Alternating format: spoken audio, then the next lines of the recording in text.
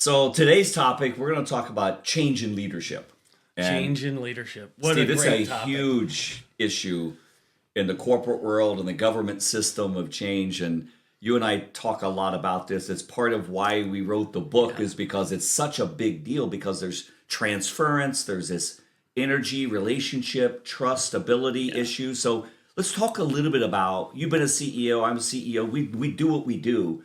But let's talk a little bit about how powerful change and leadership really is. Well, I think, change in leadership it's almost everything. As it often said, I'm trying to remember the famous author right now, Terry, that said, culture trumps everything else. Yes, right? correct. And culture starts with the CEO. Yes. And so when you look at all of you out there that are working in whatever company, I don't care whether it's 4 employees or 400,000 employees, the CEO sets the tone to the culture. Correct. And when change occurs there, it's disruptive. It creates angst, as you were saying. And I think, Terry, in my mind's eye, one of the things that comes to bear a great deal is oftentimes, a single change might not be so hard for people to deal with. They kind of they go with the flow for a little bit. They figure out the new culture, the new direction of the new leader. And in probably 95% of the people, it works. Yes.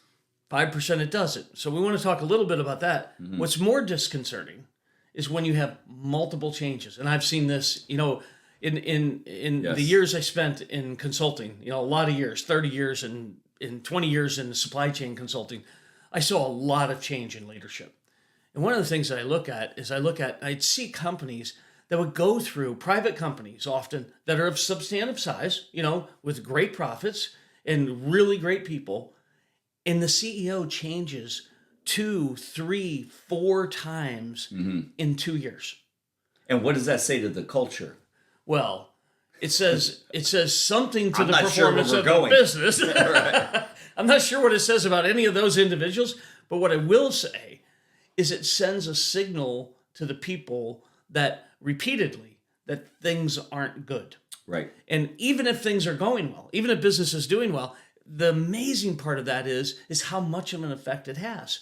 And, one of the things I'm thinking about, Terry, I don't know how you think about this, but I think the message we're trying to carry to people is you have to keep moving forward and not let that affect you. Yeah, part of what we have in the book is failing forward, but you can't do that with an unbelievable expectation. So if a leadership change takes place, which happens all the time, companies, governments, all kinds of things go on. However, if I lose a believability in that top chain tier of command, like a general in the the war situation, you're deployed, it all trickles downhill, as they say, right? So if a plan comes from the Pentagon, it goes to the general in the field. The general has to cast a vision for the troops on the ground or in the air. You don't question it, but you, in your mind, you could say, I'm not sure why I'm here. So it comes back to that why thing again, or the purpose of, if I don't trust the leadership change, I may be looking one eye over to, maybe I put my resume out. Right. Maybe this is not the place I want to spend the rest of my career. Right. And that doubt, what I call doubt, doubt, you go, I'll do that, but I'm going to keep looking for a job. And I think there's something really interesting about the trust factor in leadership, that when a change takes place, that baton has to be handed off very carefully, very methodically, and very confidently that the person changed, but we're going to march forward and we're going to get even better. Right. And what I see happen repeatedly is what we talk about a little bit in Becoming Invaluable is we talk about purpose and values and vision. The funny thing is, it's the exact same thing we talk about when we talk about corporations and we talk about the culture that they have to have. So when that corporate or organizational, like you brought in politics as well, but even if it's a charitable organization, whatever it is, when that cultural shift occurs with the leader changing out, the purpose, the values, the vision, it all gets questioned. Yes. So the only way that I can think of for an individual to help themselves through that is to have a strong purpose, set of values and vision for themselves. Yes. Because then the rest of that kind of settles out in that culture. And then you make a decision, okay, yes, that fits me, or no, that doesn't fit me. And guess what? You can make a better decision for yourself if you have a strong purpose and set of values and a good vision for yourself. That's how I'm thinking of how do people deal with this change. And then when you think about multiple change that can occur, I mean, let's face it, it's not unpublicized in the private equity world. Correct. The current management team lasts 6 months, a year, they change out the team. That one doesn't work. They change it again. They add on, they buy another company. That person becomes the CEO. I mean, it's not an unpurposeful change, right? Meaning for the benefit of the business, but these changes can all be destabilizing. So the only way I think we can help individuals is to have that strong sense of purpose, values, and vision. And of course, it's the same way we would help a company with it. Absolutely. Which is amazing. That it's the exact same topics. Well, and I talk about I, we, and it. The I is the individual in that organization. The we are the team members, and the it is the organization. And there could be a breakdown between I, we, and it. Yeah. Like I look at myself like I, you. You know what I mean? I am one person in this organization. We is my team. Like I could have a breakdown. Like I don't fit with my team. That affects my I, myself. Yeah. I may exit, okay? I could have, I like me, I like my team, but the it isn't working. I think we could possibly go in the wrong direction. I mean, they're cutting our benefits, we're not getting our deals done. So it's I, we, and it. And they're like 3 cups that can go together. And if those cups don't keep fitting together, they're different sizes, there becomes questions on what level of leadership do I really believe in? Am I good with me? Am I good with my team leader? Am I good with my CEO, CFO, COO? So it starts breaking down at like very basic cup level. So let's talk a little bit about what that looks like from not only the company side, but a governmental side, because there's so many chains links that are involved. There's so many linkages there. And I think this is exactly when it breaks down, when the CEO doesn't understand the I, the we, the it. Yes. And deal with it across that whole spectrum. Yes. And communicate in a way that you do that slightly differently for each of those 3, but they're all interconnected so that it works. Yes. So, I think we see the same thing in politics today, right? I don't know about you, Terry, but I look at the last 2 presidential elections and I just kind of scratch my head. I mean, okay, so you and I are, of a generation, we've seen a few presidential elections. Yes. We've seen some really amazing ones and we've seen some really turbulent ones. But these last 2 have been kind of mind-boggling to me. First of all, when one party lost a couple of elections ago, I can remember people weren't showing up to work. Right. People were sitting there having tears in their eyes. They were so disappointed that their team didn't win. They weren't thinking about the it. That's called the U.S. And I think in that case, right? Is that a good way to look at that? Absolutely. And they were sort of thinking about the we. That meant that political party side, whatever that was. And they were almost layering that on top of their head of the I. That's correct. And then you saw this kind of reaction. In the most recent election, we saw a different reaction. In my opinion, I'd love to get your views on these things too. That was a pretty shocking moment in U.S. history. Like it, agree with it, disagree with it, I don't care. It was still a pretty shocking moment in U.S. history. And these changes in leadership get so magnified in the negative way, in my opinion, by the actions that people take and the media. And so in that case, people took some pretty bad actions. It was almost like we went to war against the outcome of the election for a few days. Almost like a Civil War reaction. It was crazy. I mean, it was just insane. And then the media just hyped it even further. And then, of course, that lingered for quite some time. So when I look at that, there's such a disconnect from my perspective, but everybody seems to have lost sight of the it. I mean, no question. We're the United States of America. We are the best. I don't even know what the right word is to say because I've traveled all over the world. I know you have as well. There's no country that compares. No, that's why we live here. And we can't lose that. Right. And that's the it to me. That's correct. And that goes all the way back to our Constitution. Yes. which, we cited a little phrase in the book from the Constitution of that all men, of course, now it's people, are created equal. Right. Well, we have to keep in mind, we're the ones that started that. Were these leaders focused on that at that time? I don't think so. No. Were the group underneath, were they focused on it? I didn't see it. Were individuals? I'm sure individuals were. But it was hard to see. So I don't know, Terry, that's a few thoughts that go through my mind. So I think of these leadership changes, they can be really disruptive. And, I've been in boardrooms of Fortune 50, 100, 500 companies, Pentagon meetings with military. And I'll tell you what, the military is clean. It's very disruptive and very absolute. Okay. Yeah. They don't ask a lot of permission because it's chain of command. But to your point, I think what's starting to happen in our country from the leadership standpoint, like it gets lost, it's by friendly fire. Right. If you don't believe what I believe or I don't believe what you believe, I'm shooting it at you versus at the real enemy. What's the real enemy? It could be another country in the world, not the United States. Yeah. We have to keep the it strong. Yeah. So you see companies go through this where they start losing I've watched this with the big three in Detroit for years when I lived there. And there would be these negotiations that would take place every 4 years between the UAW and the management. And they could go on for weeks and weeks. We just saw it in months sometimes.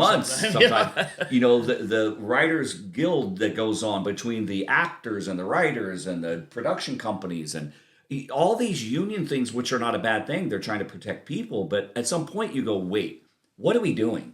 Yeah. Are we really trying to help ourselves at large, or are we becoming insubordinate to the real mission and purpose of what our company or our country is about? Because I need to be right. Yeah.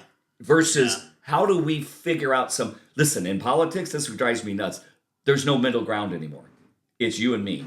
You against me, me against you. Yeah. Back in the day, there was some middle that you could have people with adverse views, but they would find some middle ground. It's kind of like a marriage. I don't want to go there yet because I don't know. I lose a lot of those, but it is what it is. But you got to find some, you know what? We talk about this in the book. It's surrendering. You've got to be able to say, listen, I'm not going to die on that hill.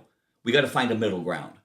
And I think a lot of leadership is about leading with strength and power, vision and purpose and mission and getting it, but also being able to reach back and listen. That if somebody sweeping the floor or doing the parking lot or a manager of a plant, that they probably see and hear things I don't. Right. I want to know from you. And some of the greatest leaders I've seen are the leaders that will walk amongst and with the people and say, how you doing? What's going on? Well, it's just amazing.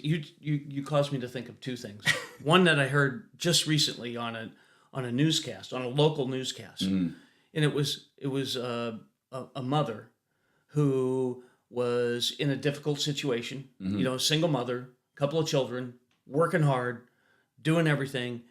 And there was a disagreement about how something was going to happen with a particular property.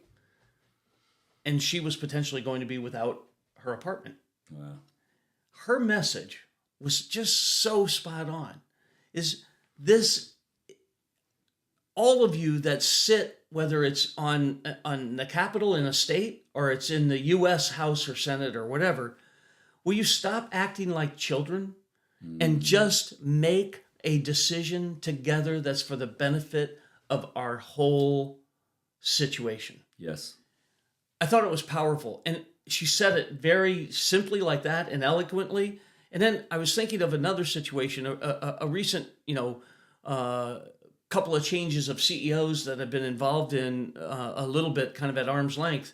And one of the people that I had connected with from some of the work that I'd done reached out to me and said a very simple thing. What's happened to who we all believe we are, meaning that company? Yes. So that new leader hadn't connected the dots.